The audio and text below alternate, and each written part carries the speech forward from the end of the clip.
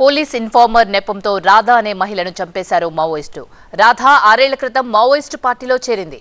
అయితే కోవట్టుగా మారి పోలీసులకు సమాచారం చేరవేస్తుంది అనే అనుమానంతో మావోయిస్టులు చంపేశారు.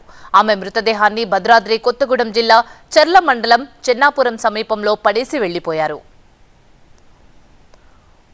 మావోయిస్టు పార్టీ సభ్యురాలు బంటి రాధా అలియాస్ నీల్సోను ఇన్ఫార్మర్ నెపంతో మావోయిస్టులు హత్య చేశారు. Central committee protection army commander గా పనిచేసిన రాధా గొంతుకు తాడు బిగించి చంపేశారు. స్థానికులిచ్చిన సమాచారంతో స్పాట్ కు చేరుకున్న పోలీసులు రాధా మృతదేహాన్ని పరిశీలించారు. మావోయిస్టులు వదిలి వెళ్లిన లేఖను స్వాధీనం చేసుకున్నారు. అనంతరం మృతదేహాన్ని పోస్టుమార్టం నిమిత్తం భద్రాచలం ఏరియా హాస్పిటల్ కు తరలించారు. మేడ్చల్ జిల్లా బాలాజీనగర్ అంబేద్కర్ నగర్ రాధా స్వస్థలం. ఇంటర్ వరకు చదువుకున్న రాధా డిఎంఎల్టీ పూర్తి చేసింది. అదే సమయంలో ఆమెకు చైతన్య మహిళా సంఘం నేతలతో పరిచయం ఏర్పడింది. మావోయిస్టు ఉద్యమం పట్ల ఆకర్షితురాలై 2018లో అజ్ఞాతంలోకి వెళ్లిపోయింది. ఆ తర్వాత రాధా కనిపించకుండా పోయిందంటూ ఆమె కుటుంబ సభ్యులు ఏపీలోని అల్లూరి సీతారామరాజు జిల్లా పెద్దబయలు పోలీస్ స్టేషన్లో మిస్సింగ్ కంప్లైంట్ ఇచ్చారు. రాధా మృతదేహాన్ని హైదరాబాద్కు తరలించారు. తమ బిడ్డను మావోయిస్టులు అన్యాయంగా చంపేశారని ఆరోపించారు కుటుంబ సభ్యులు. మరింత సమాచారం మా కరెస్పాండెంట్ ప్రణీత అందిస్తారు. ప్రెజెంట్ రాధాను ఇన్ఫార్మర్ పేరుతో మావోయిస్టులు చంపినటువంటి విషయం తెలిసిందే.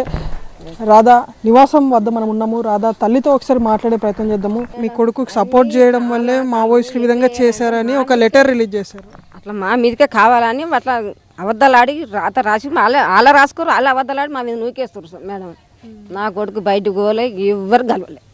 ఆ లక గురించి పోరాడి నాకు వస్తే చాలు నాకు అది. కానీ ఏ పోలీసు వాళ్ళు తడుకోలే, ఎవరు తడుకోలే నా కొడుకు. ఎప్పుడైనా మాట్లాడిండా అక్కడ మావోయిస్టులు ఉన్నప్పుడు మీ అమ్మాయితో? మా అమ్మాయితో అంటే ఎప్పుడైనా ఒకసారి మెసేజ్ పెట్టేదట మా బాబు. మెసేజ్ లేక ఫోన్ మాట్లాడలేదు. మొన్న కూడా 3 రోజులకు సస్తుంది అనగా మెసేజ్ పెట్టినారు. మళ్ళీ మెసేజ్లు అంటే బాగున్నావా తమ్ముడా అని చెప్పి పెట్టినాడు. అంటే ఈడు కూడా మెసేజ్ పెడతా చూసుకుంటలేదట. అట్లా 3 రోజులు వెయిటింగ్ చేసారు. ఫోన్ లేదు, పోయి కనుక్കൂడా తెలియదు.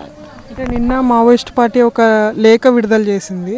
దాంట్లో ఇన్ఫార్మర్గా మాకు తేలింది కాబట్టి చంపేశామని చెప్పేసి వాళ్ళు చెప్తున్నారు. సో ఏం జరిగి ఉంటుందని మీరు అనుకుంటున్నారు? రాదమ్మా అన్నే ఏ పోలీసు వాళ్ళు షూటింగ్ చేయలే, వాళ్ళు ఉన్నోళ్ళే నా బిడ్డను చంపేశారు. ఆడున్నోళ్ళే అడవిలో అన్నలే నా బిడ్డను షూట్ చేసి చంపేశారు. అంటే కారణం పెద్ద పోస్టు అన్నది నిలబడదంట. రాధా పెద్ద పోస్ట్ మీద పెద్ద అయినా చనిపోయినాడు. ఆ పోస్ట్ మాకు ఇచ్చారు. ఆ పోస్ట్ మీద మేము కూర్చున్న వరకు పెద్దరికం చేస్తారు కదా, అది పక్కలోడు నిన్న ఆలోచన పోస్ట్ అని చేస్తావని వాళ్ళకి ఏం లోలు అయినాయి తెలియదు. ఫస్ట్ గొంతు కోసేసారు, ఊరు పెట్టేశారు. ఒంటి మీద బట్టలు లేకుండా. రాధా బ్రదర్ సూర్య మనతో ఉన్నారు.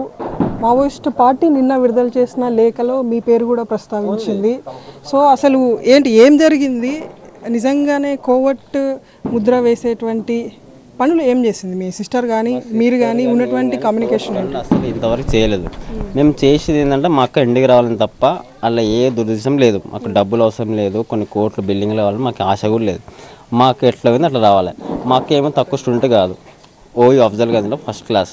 అక్కడ నుంచి వెళ్ళిపోయింది. ఆమె మా ఇంటికి రావాలని కోరుకుంటాం. అలాంటిది ఒక మెసేజ్ వచ్చిందంటే మేము చాట్ చేస్తాం, అక్క ఎట్లున్నావు బాగున్నావా అని. దానికి మీరు కోవిడ్ అని వెళ్ళిన తర్వాత ఎప్పటి నుండి మాట్లాడడం స్టార్ట్ చేసింది మీతో? 2018లో వెళ్ళిందని చెప్పేసి. ఇంకా ఫేక్ అది. 17 అది డిసెంబర్లో అయింది. అది వెనస్డే మండే రోజు అయింది. అది ఇంకా డేట్ ఉంది, మా దగ్గర ఫొటోస్ ప్రూఫ్ కూడా ఉన్నాయి. ఆ రోజు వెళ్ళింది, 17కి వెళ్ళింది. మాకు కాల్ చేసిందంటే 22 రీసెంట్గా 22లో వచ్చింది కాల్. మధ్యలో కాల్ వచ్చింది, కాకపోతే అక్కన కానీ డౌట్. తర్వాత 3 months తర్వాత కాల్ వచ్చింది, మాట్లాడినా అక్కనే కన్ఫర్మ్ అయింది. అక్క ఏమన్నా అంటే మమ్మీ డాడీ మంచిగా ఉన్నారు, ఎట్లున్నారు అంతే. తర్వాత మాకు డౌట్ వచ్చి అక్క ఇబ్బంది పడుతుందని చెప్పి మేము కేసు పెట్టుకున్నాం. ఇక్కడ స్టేట్ కమిటీలో పెట్టుకుంటారు. ఎన్ఏ వాళ్ళు తీసుకురు, ఇక్కడ మేము డీల్ చేయలేం కదా. ఎన్ఏ వాళ్ళు తీసుకుంటే అలా అరెస్ట్ చేసేసారు. దేవి శిల్ప సప్న వాళ్ళని అరెస్ట్ చేశారు. అక్కడ నుంచి ఏమైందంటే కోవిడ్ పోలీసు వాళ్ళు ఎందుకు ఉంటామంటే కేసు పెట్టింది పోలీస్ స్టేషన్లో కాబట్టి వాళ్ళు ఉండాల్సి వస్తుంది. మక్క కావాలనుకుంటే దానికి కోవిడ్ ఎట్లా అయిపోతారు? మా అక్కకి ఏం చెప్పలేగా మాకు పోలీసు కలువు ఇట్లా అని. ఇంట్లో నుండి వెళ్ళిపోయిన తర్వాత పోలీసులకు కంప్లైంట్ చేశారు. మావోయిస్టులు తీసుకెళ్లారనేటువంటి కంప్లైంట్ చేసిన తర్వాత NIA సైతం కేంద్ర దర్యాప్తు సంస్థ సైతం దీనికి సంబంధించినటువంటి దర్యాప్తు చేస్తున్నటువంటి క్రమంలోనే ఇన్సిడెంట్ జరగడం బాధాకరం. అయితే ఇన్ఫార్మర్ పేరుతో ముద్ర వేసి రాధాను ఈ విధంగా కిరాతకంగా హత్య చేశారు. ఈ ఘటన పైన తమ ప్రభుత్వం నుండి ఒక క్లారిటీని కోరుతున్నాము. అటు మావోయిస్టులు చంపారా లేదంటే పోలీసులు చంపారా తేల్చాలి అంటే కూడా వీళ్ళ ఫ్యామిలీ మెంబర్స్ అందరూ డిమాండ్ చేస్తున్నారు. విడుదల జర్నలిస్ట్ వెంకటేష్తో ఈ సేయల్ నుండి ప్రణిత టీవీ.